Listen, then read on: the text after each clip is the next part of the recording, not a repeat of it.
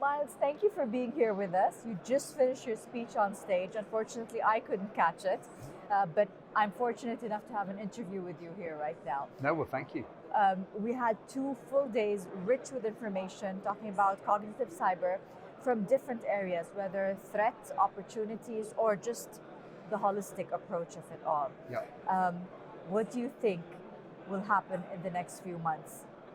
So, number one, thanks very much for having me. Hugely exciting event. So it's getting a chance to see a lot of customers and partners here. I think it's incredible. I think this has become the sort of premier event in Saudi Arabia. So all credit to you guys. I think the word on everybody's lips, or as I say, the 2 letters on everybody's lips this year is AI. I'm sure you've discussed it with many people. I think 2023, when we look back, will be the year of the year that AI hit prime time.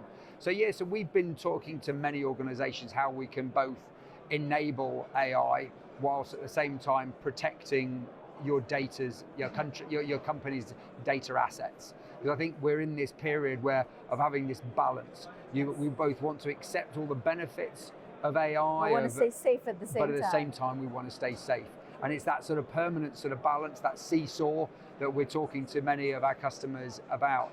As Forcepoint, it's kind of a natural area for us to play in. We've been a data security company for many, many years. Probably for the last 10 years, we've probably been one of the world's leading data security companies. But it's only this year that we've really started talking about how you can use our technology to secure your data when it comes to kind of a lot of the major AI engines. ChatGPT is on everybody's lips, but at the same time, with Bard and there's now nearly over 50 different AI platforms that people are talking about. So I think it's a fascinating time with our industry. I think we're still grappling with this change in architecture that we saw kind of came about through COVID, whereby suddenly we had to embrace flexible working. Yes. We'd all built security architectures for nearly 20 years based on a sort of office-based perimeter architecture, as we called it. So we're now living in this period whereby we have to truly embrace flexibility. The wonderful word I'm sure you've heard of hybrid work. Of being able to provide flexibility so you can both work at home but work in the office. But that's an incredibly easy thing to say, but it's an incredibly tough thing for the security professionals to enable that flexibility. And it means fundamentally a change in architecture to what people like Gartner and Forrester call SASE, so Secure Access Service Edge. And that just means flexibility. It means having a security architecture that enables you to have flexibility in where people are, maybe in their offices, maybe in coffee shops, maybe working from home, but at the same time able to access applications. Some of those applications may be hosted in your own data centers, but frequently and more often now, they're hosted in the cloud, they're hosted on the web.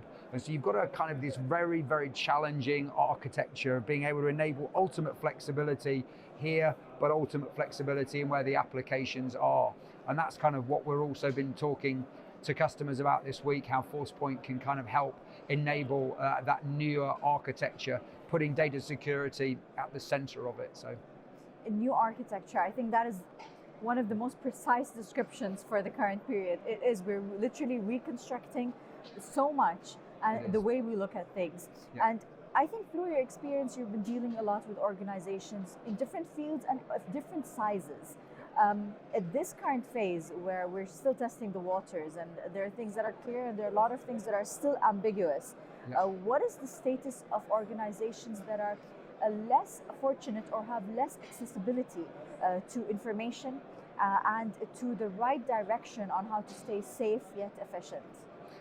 So it's great. I think it's a really challenging time for those types of organizations, because you're right. I think cybersecurity historically has been something that large organizations have had to get into. Some of those organizations are in highly regulated industries such as government, such as financial services, where more and more rules are placed on the way that they operate, and more rules around the cybersecurity landscape that they need to ensure.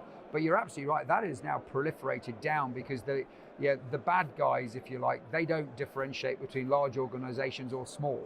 And and therefore having a flexible architecture whereby, even as a small organization, you can get the benefits of some of of an architecture that a large organization might be able to afford. Now, one of the challenges that, or I should say opportunities I'm seeing increasingly around the world is that, that there are a lot of partner organizations now are developing what we're calling managed security services. And those managed security service providers are enabling all of those benefits that large organizations get of having a flexible architecture, picking and choosing what's right for you, but then giving that accessibility to smaller organizations. Sometimes with really critical data assets, sometimes with less critical data assets, but they've all got that ability to choose from the managed security service partners.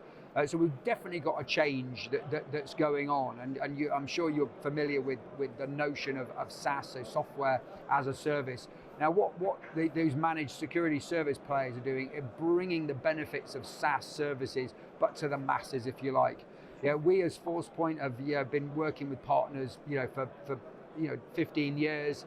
I've specifically championed a program to develop more and more relationships with managed security service partners around the world. And generally that's a really important group because they're generally quite local. You will have some partners who are helping smaller organizations in Riyadh, maybe a different partner that's helping some other smaller organizations in Jeddah or in other cities. And so for me, that landscape about having the vendors, technologies and services, but being brought to the market by managed service partners, I think is so important and a really positive innovation right now. One of the changes that were discussed today is that back in the day, cybersecurity was just limited to the cybersecurity professionals in an organization. But now it's a matter that pertains to everybody, from the CEO all the way down to the employees of every level. How can this be implemented successfully, efficiently, accurately across organizations? So I think it's a great point, and that notion of educating everybody, I think it is a challenge that we as an industry have to do a better job of. I think we've taken great strides in recent years. I think people are far more aware now, whether you're getting a text message from your bank, maybe saying beware of a ransomware attack, beware of clicking on a phishing link. So I think cybersecurity is getting in a softer educational way. It's getting to a lot of us as citizens in our various countries through some of our institutions like banks and other companies. When you're if you happen to purchase something on Amazon, for example, you get some of their warnings now around cybersecurity, protecting your credentials, protecting your passwords. We're all told to be vigilant with our passwords. I'm sure we can all improve. I know I can need to improve some of my password management at times, but it's an area that is becoming more prevalent. Governments, I think, are doing a great job as well. So you're starting to see organizations like the NIC here that are starting to kind of advise organizations and putting greater standards out into our communities, into our environments. And I'm seeing that for various holders of the cybersecurity standards in many countries around the world. So I think that's a really prevalent kind of way that we can all help. I think collaboration, as ever, is critical. So trying to bring, if you like, the good guys together, helping create partnerships. Government, private sector partnerships is a fantastic way of doing that, ensuring that we're not just all looking at our own little part of this and trying to work together for the greater good. So I think a really many different programs. I know in the way that we encourage customers, we drive education as a big part of kind of adopting our technology, but also just learning about the overall landscape. Because I do agree with you. I think it's an area that that we can have the biggest impact on the bad guys if we all we're a little bit more educated. So that's amazing. Thank you so much for your time. And I know I missed out a lot on when you were on stage, but your interview was so rich. I think you've covered all the points. Thank you so much. It's a pleasure. You for your time. Thank you so much.